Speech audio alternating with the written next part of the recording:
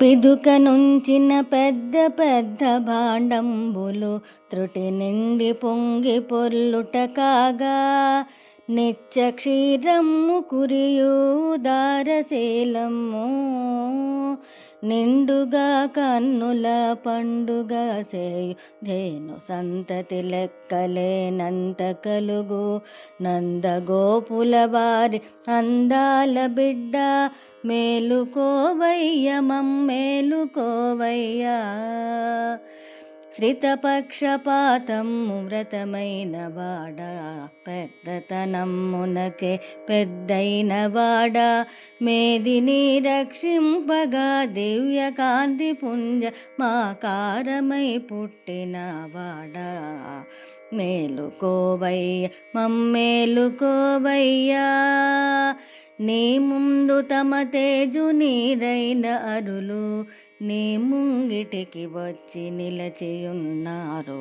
నిలువను జాలక నీదు అడుగులకు మడుగులొత్తదరే ఆ మాదిరి మేము, పొంగుచు పాడుచు పొరి పొరి నీకు మంగళాశాసం కసేయంగ వేచితి.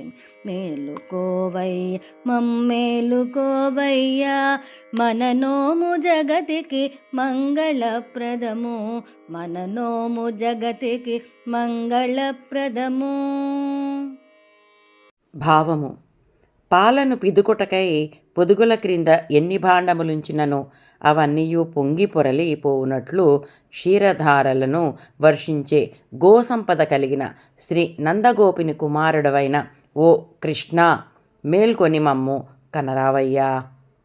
అప్రహిత ధైర్య సాహసాలను కలిగి ఆశ్రిత పక్షపాతివై సర్వలుకును ఆత్మస్వరూపుడవైన నీవు ఈ భూలోకమందు అవతరించిన ఉజ్వల రత్నదీపం.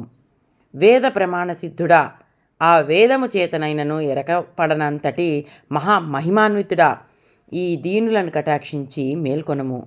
శత్రువులెల్లరూ నీ పరాక్రమమునకు తాళజాలక భయపడి నీకు ఓడిపోయి నీ వాకిట నిలిచి నిన్ను శరణుజొచ్చిన రీతిని మేమందరము అనన్య ప్రయోజనలమై నీవే తప్ప ఇతరం వెరగమని నీ పాదదాసులమై వచ్చితిమి. నీ దివ్య కళ్యాణ గుణ సంకీర్తనము చేయగా మేమొచ్చాము.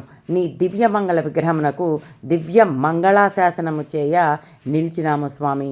నిన్నాశ్రయించి వచ్చిన మమ్ము కరుణించుటకు మేల్కొను స్వామి, లేచిరావయ్యా అని వేడుకుంటున్నారు.